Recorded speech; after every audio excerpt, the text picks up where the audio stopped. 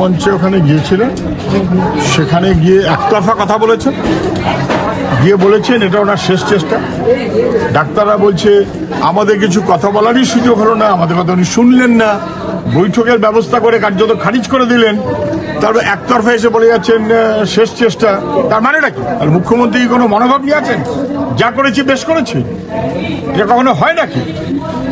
এবং মুখ্যমন্ত্রী বরঞ্চ সেখানে আজকে বলতে গিয়ে এটাও বলেছেন দুর্নীতিগ্রস্তরা আমার বন্ধু না, আমার শত্রুও না।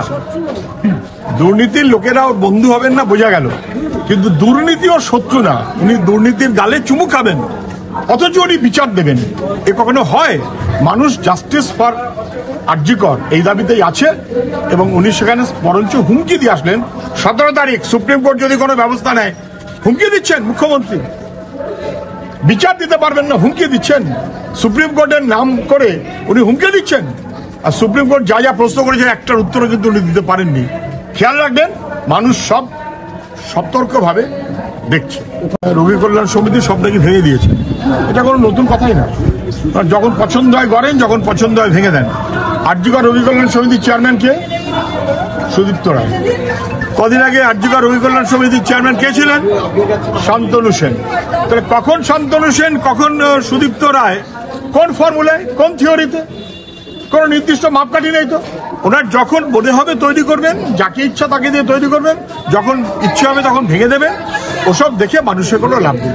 আন্দোলনরত ডাক্তাররা তারা নবান্নে এসে অপেক্ষায় ছিলেন। মুখ্যমন্ত্রী স্বাভাবিক যা লাইভ স্ট্রিমিং সেটা মান্যতা দেননি, অতএব বৈঠক হয়নি। আন্দোলনরত মানুষের আগ্রহ ছিল খুবই। আজকে মুখ্যমন্ত্রী ধর্ণা মঞ্চে গিয়েছিলেন, আমি আশা করছি তিনিও নিশ্চয়ই আগ্রহ দেখিয়েছেন। তাহলে তিনি নিশ্চয়ই দ্রুত বৈঠকের দিন ঠিক করবেন, যেখানে লাইভ স্ট্রিমিংও হবে। ওনার কথা সমর্থ লাইভ, কিন্তু ওনাকে যা বলা হচ্ছে দাবি যা, সেগুলোও তো লাইভ হতে হবে। এটা নিশ্চয়ই উনি দ্রুত মান্যতা দেবেন। কিন্তু আজকে ওখানে বলতে গিয়ে যেটা বললেন যে আমার সময় লাগবে ব্যবস্থা নিতে, আমি শুধু মনে করিয়ে দিচ্ছি শ্যামাপদ গড়াই ডাক্তার 5 মিনিট লেগেছিল তাকে সাসপেন্ড করে তার বিরুদ্ধে শাস্তি দিতে।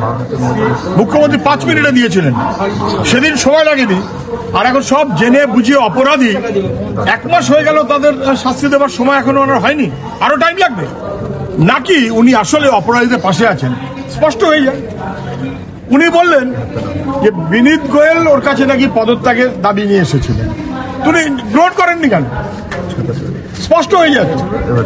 কোর্ট একাধিকবার বলেছে যে কলকাতা পুলিশের উপরে ভরসা রাখা যাচ্ছে না। কোর্ট কলকাতা পুলিশের উপর ভরসা রাখতে পারছে না, মানুষ রাখতে পারছে না। সবাই বুঝতে পারছে তথ্য প্রমাণ লোপাট করেছে কলকাতা পুলিশ, তাদের যুক্ত। তারপরেও পুলিশ কমিশনারকে উনি সরাতে পারবেন না। উনি পুলিশ কমিশনার সিদ্ধান্ত নিতে পারবেন না, স্বাস্থ্য দপ্তর সিদ্ধান্ত নিতে পারবেন না। আর 5 মিনিটের মধ্যে শ্যামাপ্রসাদ গড়াইকে উনি সাসপেন্ড করেছিলেন। এগুলো বাহানা। উনি আসলে অপরাধীদের পাশেই থাকতে চান। আমার ধারণা এটা ওর কথার মধ্য দিয়ে পরিষ্কার হয়ে গেছে। Bureau report, ND Bangla news. সবার আগে সব খবর, সঠিক খবর পেতে ফেসবুক পেজটি ফলো করে এবং ইউটিউব চ্যানেলটি সাবস্ক্রাইব করে রাখুন আর শেয়ার করতে ভুলবেন না।